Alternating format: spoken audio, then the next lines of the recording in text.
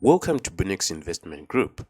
This is a video series that is going to focus on trading a small Forex account. We will talk from risk management, the best pairs, as well as best strategies to implement on a small account. So if you're new, consider subscribing and turning on the notification bell so that you won't miss any new content that we upload. So in this video, we are going to be talking about what is considered a small Forex account, then overcoming small profit psychology, which is basically the amount of profits that we earn from what we consider small accounts. And if you are to understand the whole concept of this video, please watch to this point where we'll talk about the small account compounding principle. This is where the magic will actually happen whenever we are trading a small trading account. Then the last but not least is when and how to withdraw from a small Forex account. So the first topic is what is considered a small trading account. So every trader wants to trade a well-funded trading account, that is a 1 million account, but very few of us get to do this. Most traders have small accounts that are just covering the required margin. It's unfortunate that it's not everyone who have access to these amounts of capital or who can afford to actually deposit such amounts of capital in his or her account. Therefore, most traders as we meet them usually will have very micro accounts.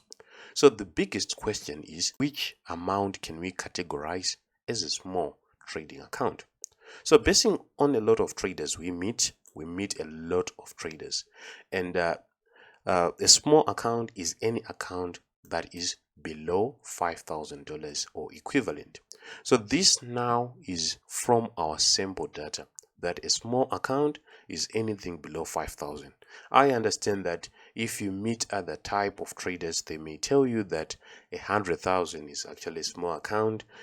They start seeing a big account from 300 and above. But we want to be realistic on how much a lot of traders can deposit in their account. So 5,000 and below is going to be our peg for a small account. So we call these accounts special because they require a different approach in trading them. Trading any account below 5,000 requires a different approach. So that is the risk management. The profit withdrawals will require the techniques we will talk about. So in trading a small account, there's definitely going to be small profit psychology, pressure from outside or external factors. You are going to see people withdrawing large amounts of capital, probably 10,000 or 50,000 and so forth. And on your $500 account, it's something that is not possible. Since this video is a foundation of this series, we need to highlight that trading a small account will never give you a substantial profit at once. A $500 account or a $1,000 account will never give you or earn you a living out of the profits that it's going to produce. So as a trader, you get pressure of wanting more profit, and usually this may actually jeopardize how you are going to tackle or apply your edge. So this is the haunting small profit psychology, which you need to know when you embark in trading with a small trading account. So to overcome this one should be in a state of accepting any profit attained and focus ultimately on the account growth rather than on the profits produced. So trading a small account is actually a long-term endeavor. You need to actually know that you need more time for you to reach a point whereby you are going to get substantial profits. So this brings us to our next part, which is the compounding principle. So basically the compounding principle that we are going to be talking about next is actually a technique that is going to help you flip or spin your account to greater amounts in a short period of time. So the small account compounding principle, it's basically a technique that we will apply on trading our account so that it can increase in a faster rate. I'm sure some people will actually say this is too risky. Trading Forex is risky. Whenever you open a broker, you'd see a broker account, you'd be given terms and conditions. And on each paper of those terms and conditions, they'll print that trading Forex is actually risky and you may lose more than you deposit. So, although we may try to reduce the amount of risk, there is no guarantee that we may actually eliminate it. So, for a small Forex account to rise quickly, a compounding strategy will be implemented. So, this particular strategy will actually be increasing your risk, but actually taking part of your profits to maximize your returns. So next is the explanation of the compounding, the profits compounding principle. So let's take a sample of $100, right? We are going to use $100 so that any amount can actually, you can apply this principle on any amount. So on $100, let's say we are going to be risking $1, right? I know it might be impossible to risk $1 because probably with the smallest lot size, which is 0.01, you are going to need 10 pips to actually risk $1. So this is just an example. So we're going to risk $1, which is basically 1%. So if we win, we are going to be using 1:3 for this principle to actually work. So in this case, we are going to win $3 if we are correct.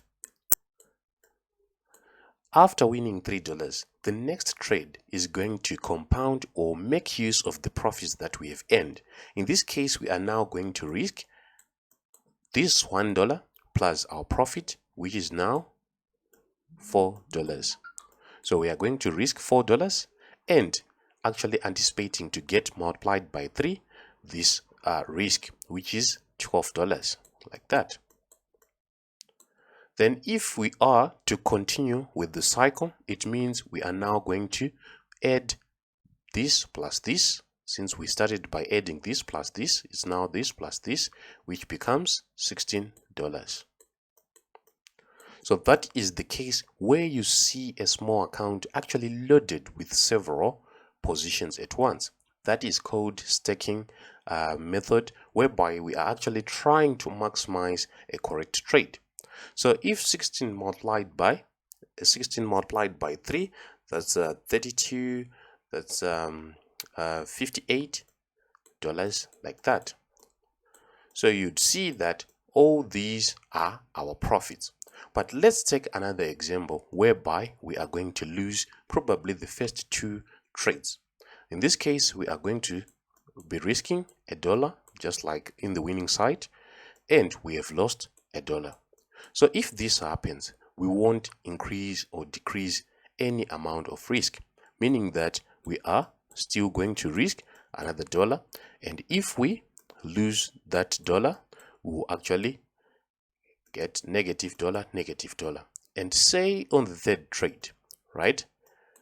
On the third trade, we risk another $1, and fortunately on this one, we get a correct trade, which means we earn $3. It means that we have covered the losses and actually got $1 in profit. So in this case, we have a net positive $1, and our next trade is going to be a risk of 2%, which is $2, and then probably we may get $6. So it's up to you to see when you are going to make use of your profits.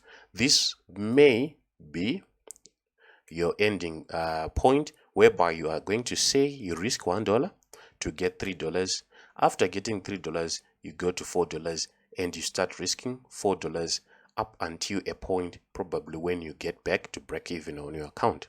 So basically that is the compounding principle that we are going to be applying later in this video series. So the next topic is withdrawing from a small account. So since the goal is to raise the capital to at least 3x, by 3x we are multiplying your capital multiplied by 3, it's wise not to withdraw the profits immediately. Withdrawals may start after you double the account.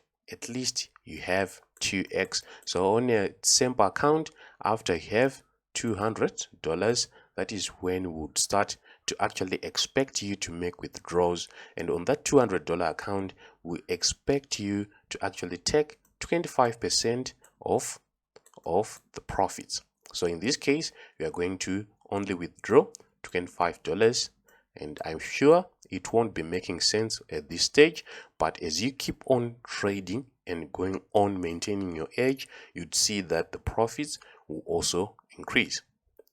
So in our next lecture, we are going to be talking about the H1 liquidity grab, the EMA definition, then the small account entry parameters. So this basically is a trading strategy that is going to be applied on a small account. Let's all pay attention to that particular strategy, because it's going to actually help us have more winning trades, which is good for our account. Thank you. See you on the next one.